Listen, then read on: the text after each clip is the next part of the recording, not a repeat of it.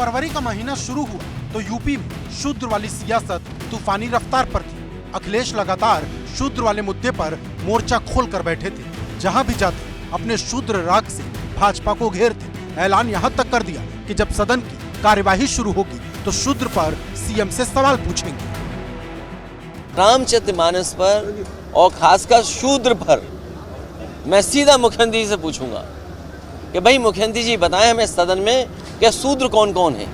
सदन की कार्यवाही शुरू हुई, राज्यपाल का अभिभाषण हुआ, बजट पेश हुआ और जब अखिलेश के बोलने की बारी आई तो उन्होंने 1 घंटे 35 मिनट तक अपनी बात कही, लेकिन इस लंबे भाषण में कहीं भी शूद्र शब्द का इस्तेमाल तक नहीं किया। ऐसे में सवाल उठा कि क्या अखिलेश पूरी तरह से इस विवाद से दूरी बना चुके हैं। सदन तो अभी खत्म नहीं हो गया, अभी तो तमाम मौके हैं।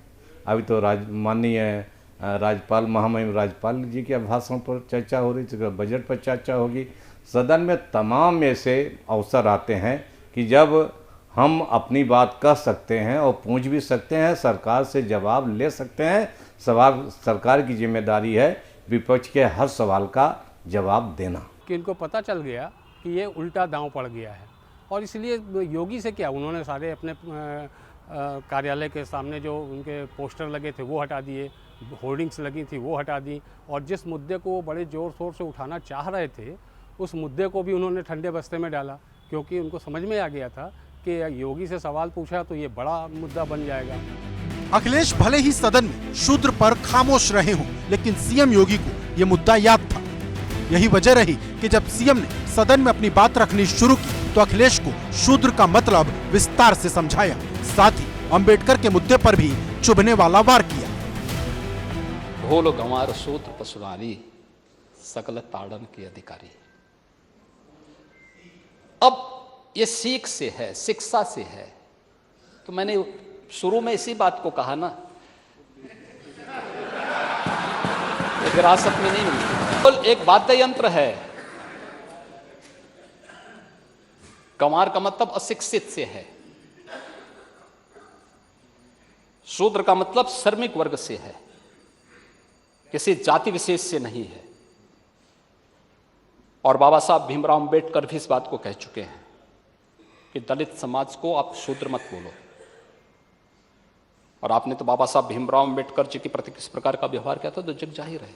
वो माननीय राष्ट्रीय अध्यक्ष जी को जब भी अवसर मिलेगा, चूंकि कल महामहिम राज्यपाल महोदय जी के अभिभाषण पर चर्चा का विषय था, मुझे लगता है कि जब उनको अवसर मिलेगा तो पूछेंगे, लेकिन यह पूछने का सवाल नहीं है। मैं तो पूछता हूं कि सरकार ये बता दे कि डॉक्टर R.K. वर्मा पिछड़ी जाति में पैदा हुआ और भारत के संविधान से पहले इसका स्थान कहां था।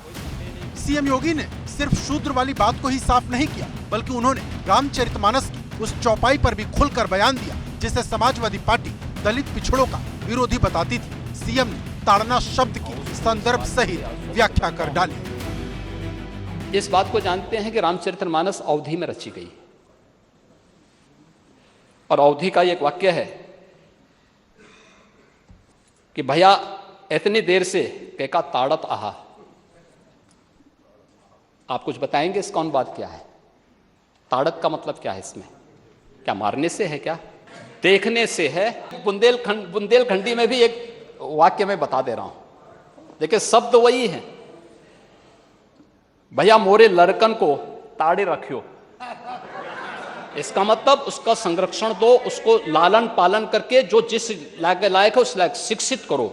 इसका मतलब ये है। समाजवादी पार्टी का कार्यालय आज इस समय संत तुलसीदास जी के खिलाफ अभियान चला रहा है। रामचरितमानस जैसे पावन ग्रंथ को किस तरीके से नादर भाव के साथ जगह जगह करने का प्रयास कर रहा है। हमारी सरकार ने लगातार ये कहा है कि आप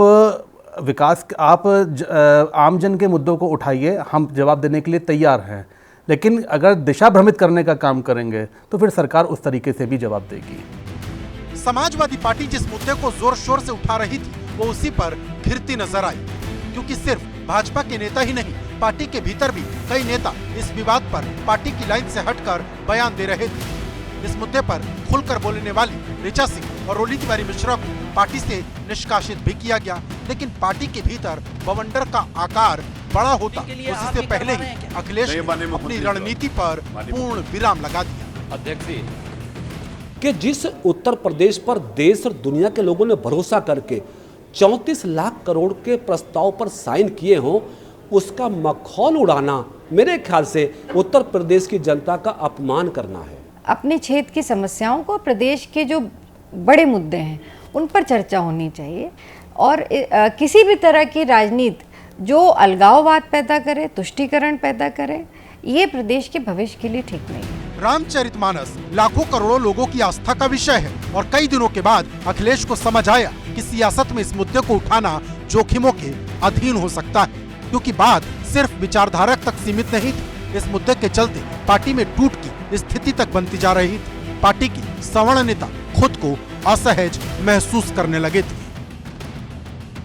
मानस और शूद्र को कोरिलेट करते हुए अखिलेश यादव ने बात कही थी कि सदन में मामला उठेगा, लेकिन ऐन मौके पर इस मुद्दे को ही उन्होंने ड्रॉप करके मूल मुद्दों पर ही अपनी राजनीति को फोकस करने का जो निर्णय लिया, इसमें उनके चाचा शिवपाल यादव की महती भूमिका बताई जाती है। समाजवादी पार्टी की राजनीति खुले तौर पर पिछड़ों और दलितों की है, लेकिन पार्टी ये भी नहीं चाहती कि इस वोट बैंक के चक्कर में वो सवर्ण वोटर भी दूर हो जाएं, जो अभी तक अखिलेश पर भरोसा करते हैं।